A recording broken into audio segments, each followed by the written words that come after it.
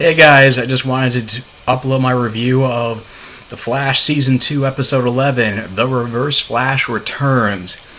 And I really enjoyed the hell out of this episode. This was fantastic. I mean, just the fact that, just having just seeing Matt, first of all, just seeing Matt Letcher's version of the Reverse Flash. I told him this on Twitter, that it was nice to see a more uninhibited, sadistic version of the Reverse Flash.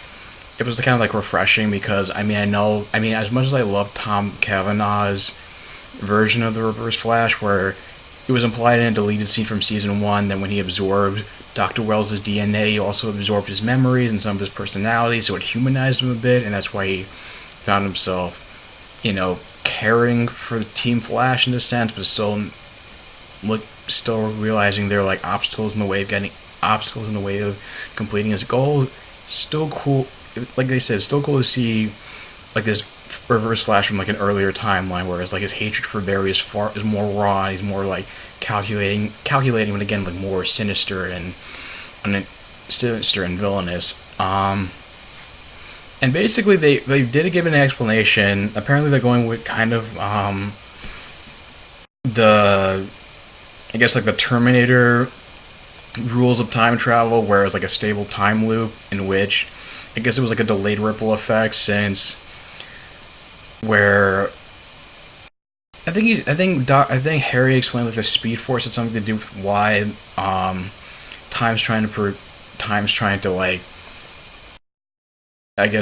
preserve history as it was, and not trying to resolve itself and fix history, when which it was a delayed ripple effect that Eobard Thawne had not traveled from a point in the future where he wasn't trying to figure out a way to explain this. I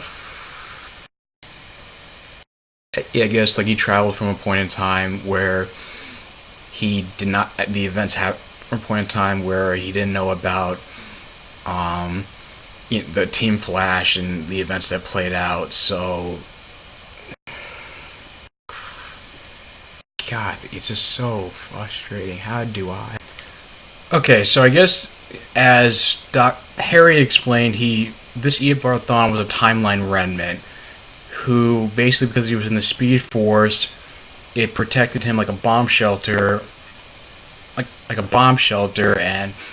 this Eobard was from a time period where he hadn't yet traveled back in time to kill Barry's mother, and so that's why he hasn't been erased from existence, why things haven't played out the way they were supposed to yet. I mean, that's about, time's protecting him. Basically, time's protecting Eobard Thawne so his history can play out. And so I guess the universe won't unravel. I mean, that's the easiest way that I can explain it without having to make it sound confusing. You just kind of have to go with it. And it's even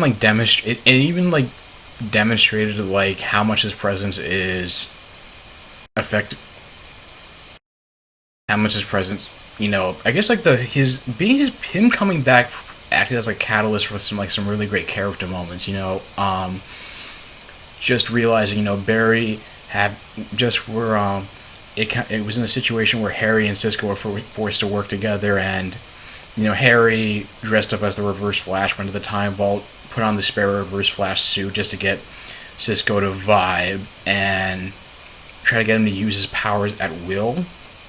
And I guess it was presumably to learn more about his daughter's status,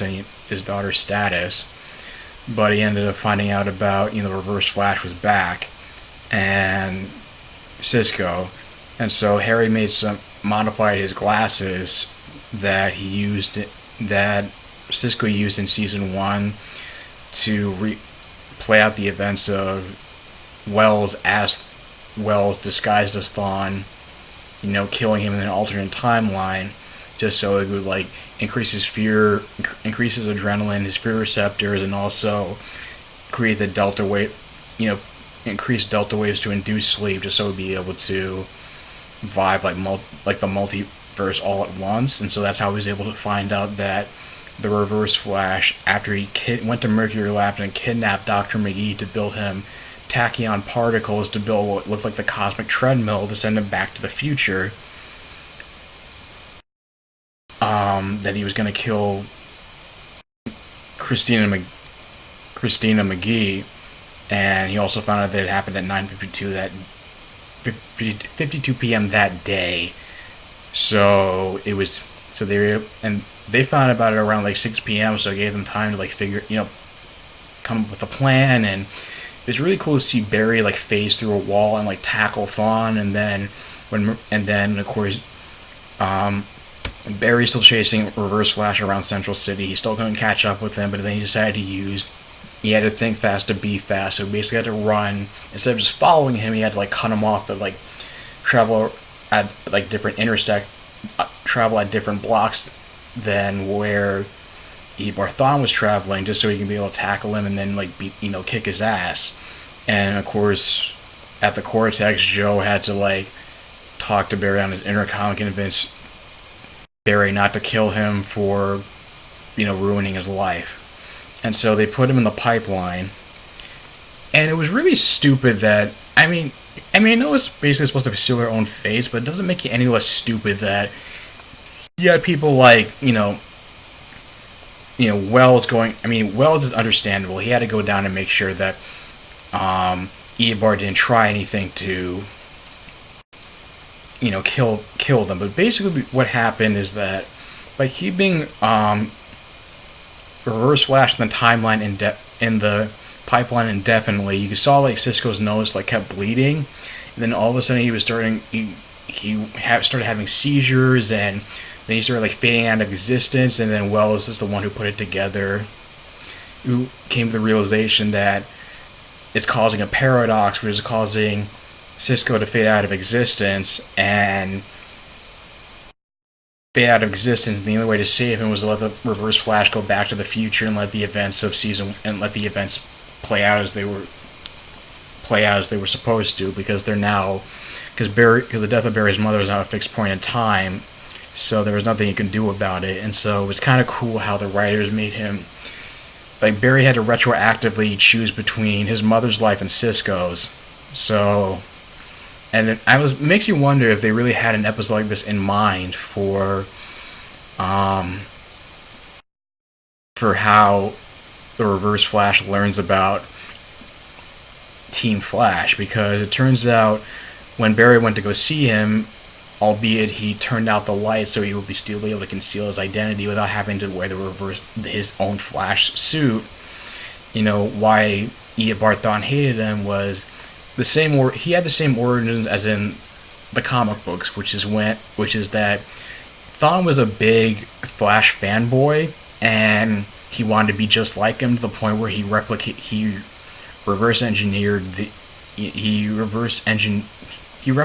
the experiment. He did like a similar replication of the accent that gave Barry his powers, but then through his time travel, when he found out he was destined to become Barry's enemy, he basically snapped and decided, and it became a self-fulfilling prophecy. And in his words, he said, "I was going to be the reverse of everything that you are.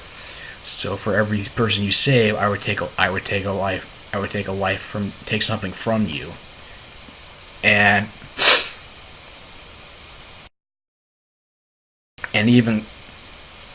it's why I thought it was still kind of, like I said, it was still kind of going back to Wells having to go down there with his gun to make sure he didn't try anything, just to make sure they realized that Barry had to like run alongside him side by side just to open up a time vortex to send Thawne back to the future. It was still kind of stupid that Cisco went down there to gloat about how you gave me these powers, and I was the one that helped stop you. I'm the one that helped put you in here. And it's like, I know he was kind of like still like emotionally scarred from, I guess I'm going to call him like from season 1 Wells. I'm going to call him like Eobard Wells killing him. It was still like, again, it's still sealing his own fate, and it's still sealing his own fate, and still putting them in a situation.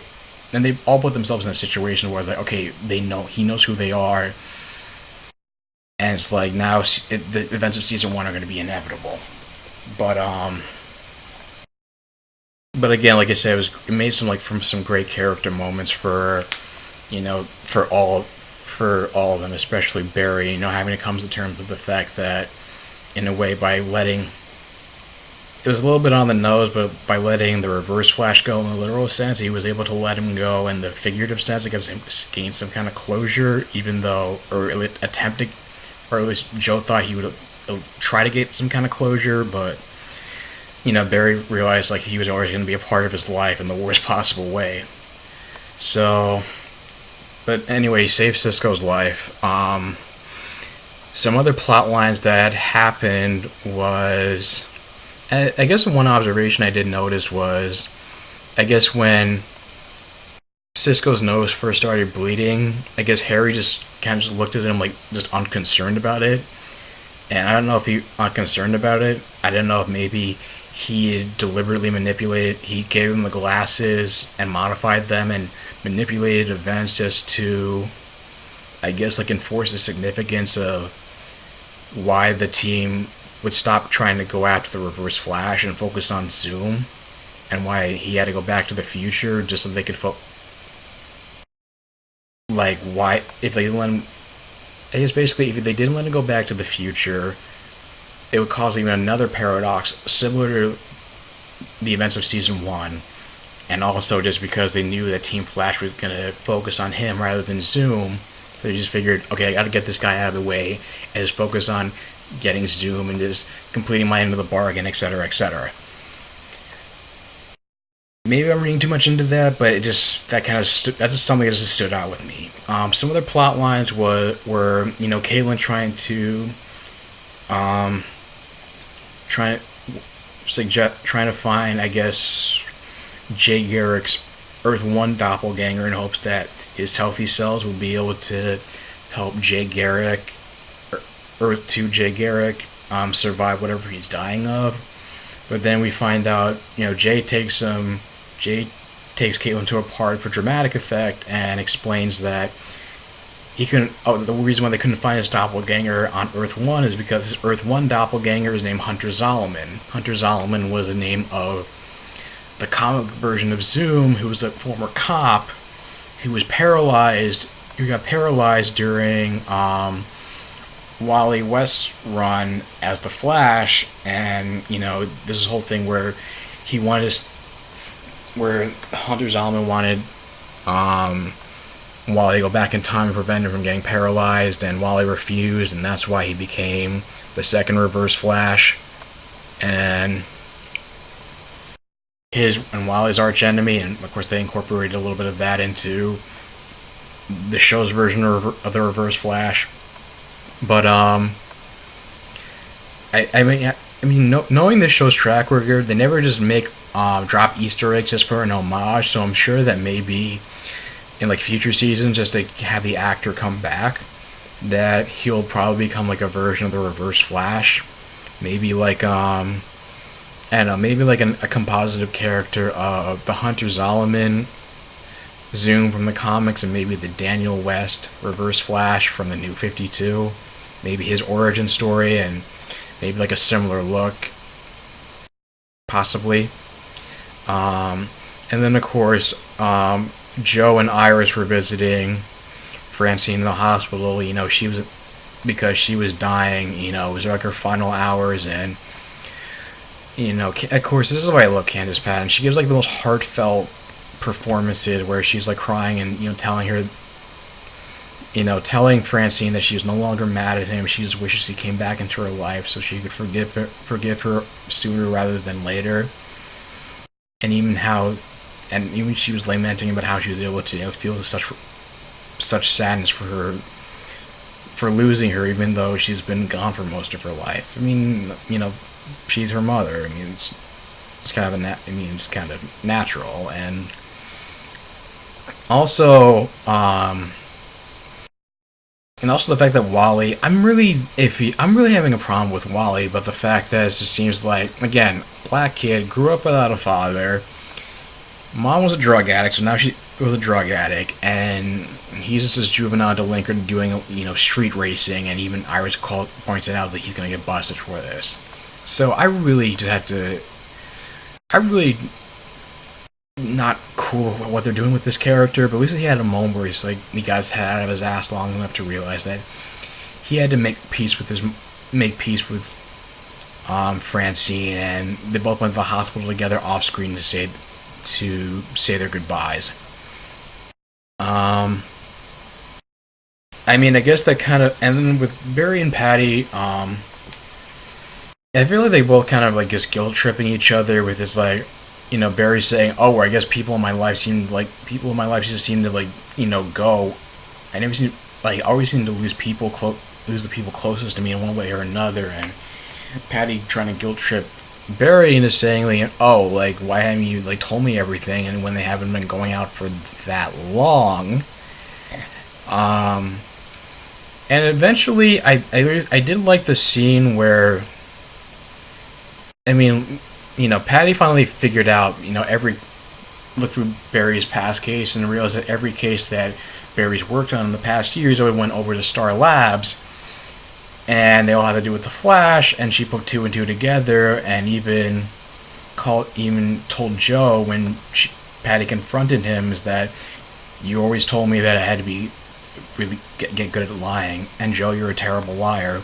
Joe went to go warn Barry that Patty put two and two together, and then when Patty confronted Barry, Barry still denied it, and Patty's saying, if you just admit that you're the Flash and I'll stay, he wouldn't, just because he was afraid of, his enemies using her as leverage against him and trying to kill her. But at least there was this moment on the train where she's riding on the train where she calls Barry saying, "Oh, there's an armed gunman on the train." And Barry as the Flash shows up immediately just as confirmation. And Patty walks up to Barry, and Barry stops vibrating his face and vocal cords when they're having this one-on-one on the train. And even though